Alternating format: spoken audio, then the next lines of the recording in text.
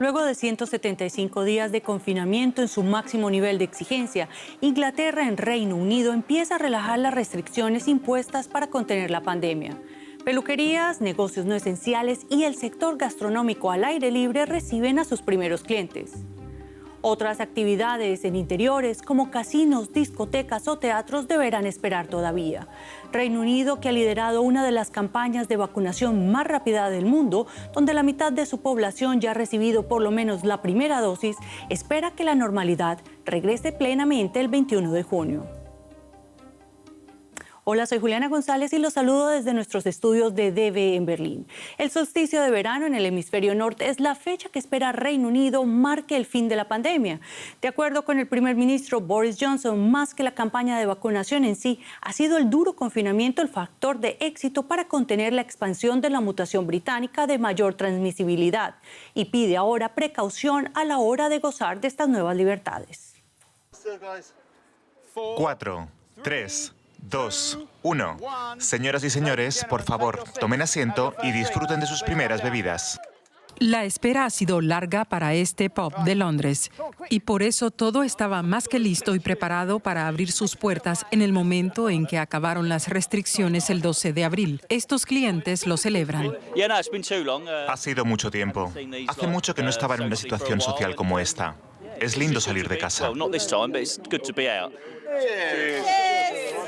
Desde principios de enero, Inglaterra y otras partes del Reino Unido habían estado sometidas a duras restricciones para contener la ola de contagios que arrasó el país a finales del año pasado.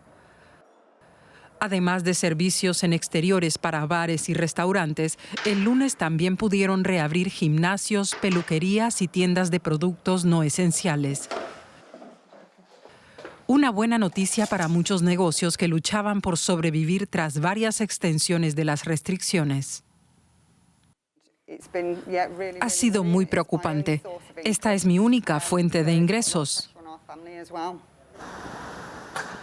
El Reino Unido vivió el peor brote de coronavirus en Europa con más de 127.000 muertes confirmadas por esta causa. Pero los contagios, las hospitalizaciones y las muertes han descendido gracias a las duras restricciones y a un programa de vacunación masiva con el que más del 60% de la población adulta ha recibido ya al menos una dosis.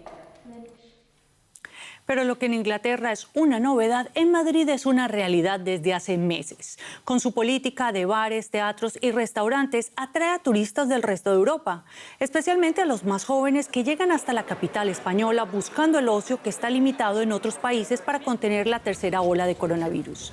La ciudad apuesta por mantener activo a su sector gastronómico, pese incluso a que la tasa de incidencia en Madrid está por encima de los 300 casos por cada 100.000 habitantes. ¿Y cuánto ocio resiste el momento actual cuando, por ejemplo, la Organización Mundial de la Salud anuncia que Europa supera el 1.000.000 de muertes por COVID-19? Para hablar de estos temas, hemos invitado a nuestro programa a la médica especialista Carmen Cámara Hijón, secretaria de la Sociedad Española de Inmunología. Muchas gracias, doctora Cámara, por aceptar nuestra invitación. Nada, gracias a vosotros por invitarme. Bueno, vemos que Madrid no va tan rápido como Londres en su campaña de vacunación y en esta nueva ola de contagios ha mantenido, sin embargo, una política más laxa frente a los confinamientos. Desde el punto de vista médico, ¿es viable el camino escogido por Madrid? Pues evidentemente, si solo hablamos de medicina, no es una buena opción, porque esto lo que ha conllevado es un mayor número de muertes. Simplemente se ha puesto, me imagino que las autoridades han puesto en la balanza datos económicos frente a datos de salud. Eso para los médicos nos parece intolerable, tienen que ser siempre los datos de salud, pero demuestra cuánto depende una comunidad como Madrid de tener abiertos sus bares y sus restaurantes. Así es, doctora Cámara, en muchos lugares se espera que se manifieste el efecto Semana Santa, es decir, el aumento de contagios por no adherirse a las restricciones. ¿Cómo se puede evitar que se desborden en este momento los sistemas hospitalarios o que aumenten los decesos por COVID-19? Ahora ya no podemos hacer nada, nos tendríamos que haber quedado quietos y no habernos movido de nuestro domicilio, como nos recomendaron las autoridades. Tenemos la suerte, lo que juega a nuestro favor es que cada nueva ola va a ser siempre menor que la anterior, porque cada vez tenemos mayor inmunidad de grupo, porque tenemos a la gente mayor de 80 años ya protegida y empezamos a tener a la gente de mayores de 70 años protegida, y los jóvenes tenemos mayor resistencia al coronavirus. Entonces ya no podemos hacer nada, lo tendríamos que haber pensado antes, pero bueno, esperemos que no, o sea, creemos que en cada ola el colapso va a ir siendo cada vez menor. Bueno, es una noticia positiva en medio de tanto desorden. El año pasado experimentamos, doctora Cámara, en el hemisferio norte una desaceleración de contagios con la llegada del verano. ¿Qué explica este fenómeno? Y podemos esperar lo mismo este año con la expansión precisamente de esas mutaciones, al parecer mucho más contagiosas. A ver, a los virus no les gusta el verano, o sea, las horas, sobre todo la radiación ultravioleta, para ellos es letal, o sea, aguantan, su vida media baja mucho. Entonces es por lo que el calor y el calor, pero vamos, unido, como te digo, a las radiaciones ultravioletas, juega a nuestro favor. No sabemos si será tan bueno como el verano pasado, porque como bien has señalado, ahora mismo la cepa mayoritaria en España es la cepa británica, que aunque no es más letal, sí que es más contagiosa. Pero creo que a pesar de ello se notará un efecto beneficioso de ese sol que tanto buscamos los españoles y el resto de turistas que acuden a nuestro país. Así es, y también aquí en el norte, por supuesto. Y una pregunta al respecto un poco, ¿son los cierres fronterizos efectivos para controlar la expansión del virus y sus mutaciones, sobre todo ahora que España no es ese destino tan apetecido por los turistas? Pues los cierres fronterizos son un coladero, se ha demostrado. O sea, los cierres fronterizos de países, si no se hacen de una manera rigurosa, con un control ya no de PCR, o sea, a pesar de que se puede pedir PCR en origen, pero deberíamos hacer un test de antígeno a llegada, porque lo que más se correlaciona con la efectividad es el test de antígeno. Con lo cual, lamentablemente, los cierres fronterizos no están controlando la expansión de las variantes. Gracias, doctora Carmen Cámara Hijón, secretaria de la Sociedad Española de Inmunología, por estas valoraciones. Cuídese y hasta muy pronto. Un saludo para todos. Y ahora nosotros nos vamos hasta América Latina, y es que México es el tercer país con la mayor tasa de mortalidad del mundo por COVID-19. De acuerdo con un reciente informe comisionado por la OMS a la Universidad de California en San Francisco, el país hubiera podido evitar 190,000 muertes el año pasado. Según este estudio, México ha experimentado una única ola de contagios que fluctúa entre niveles muy altos y extremos, situación que ha saturado a los sistemas de salud, evitando la debida atención tanto para pacientes de coronavirus como de otras enfermedades.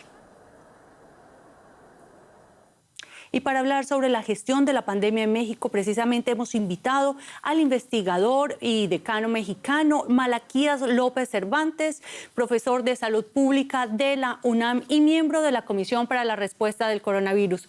Doctor López Cervantes, muchas gracias por aceptar nuestra invitación. Antes de la pandemia, México ya experimentaba una epidemia de hipertensión, obesidad y diabetes. ¿Hasta qué punto tienen estas precondiciones un papel preponderante en la alta tasa de mortalidad por COVID-19 en México? Buenas tardes o días, no sé exactamente qué estamos. Juliana, muchas gracias por la invitación.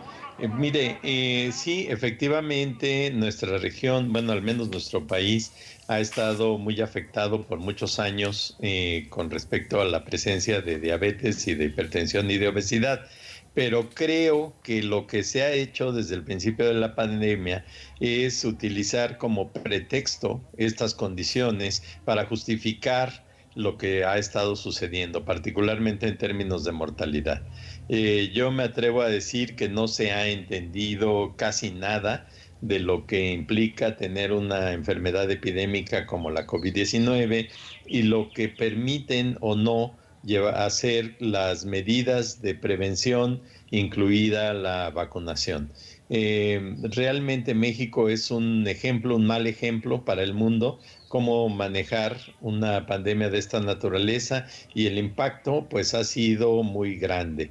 Y este informe al que usted se refiere pues es otra más de las evidencias que hay acerca de cómo las cosas han salido de manera adversa para este país y cómo es apremiante, a pesar de que ya transcurrió este año, tomar en cuenta a la ciencia para la toma de decisiones. Sin duda, la ciencia es clave en este momento y ese mismo informe del que hablábamos señala que la pandemia ha afectado a los más pobres. En el caso específico de México, ¿cuáles son esas barreras para acceder a la atención hospitalaria que llevan a una situación como esta? Bueno, mire, Juliana, México es un país con características muy adversas, no solo, como decía usted, por la presencia de diversas afectaciones a la salud, sino también por cuestiones sociales como la pobreza. México tiene más de la mitad de su población viviendo en condiciones de pobreza. Entonces no es difícil pensar que los pobres pues van a pagar un precio más alto que los demás. Pero en términos de la atención a la salud, México tiene una condición muy mala y se ha logrado empeorar gracias a las decisiones que se han tomado en esta administración. En México existen múltiples proveedores de servicios de salud, lo que se ha dado en llamar un sistema segmentado. Y lo que han logrado en la nueva administración es segmentarlo todavía más, hacer más profundas las carencias de atención que tiene la población, que no empiezan por los servicios hospitalarios, empiezan por la atención de primer contacto. La gente no tiene un médico al que acudir al principio y pues tampoco tiene un hospital, que es donde ya sabe que debe de llegar para que se le brinde atención. Y los hospitales tienen características muy diferentes, no tienen la misma capacidad técnica ni el personal el mismo entrenamiento, y no se creó una ruta de acceso gradual a los niveles más complejos. Bueno, es un panorama bastante desalentador para la población mexicana y gracias a usted, doctor Malaquías López Cervantes, profesor de Salud Pública de la UNAM y miembro de la Comisión para la Respuesta del Coronavirus, por estos interesantes análisis y hasta muy pronto. Cuídese. Gracias por la invitación. Hasta luego, Julieta. Y a ustedes muchas gracias por acompañarnos y por su confianza. Y hasta aquí nuestro especial del coronavirus. Cuídense y hasta muy pronto.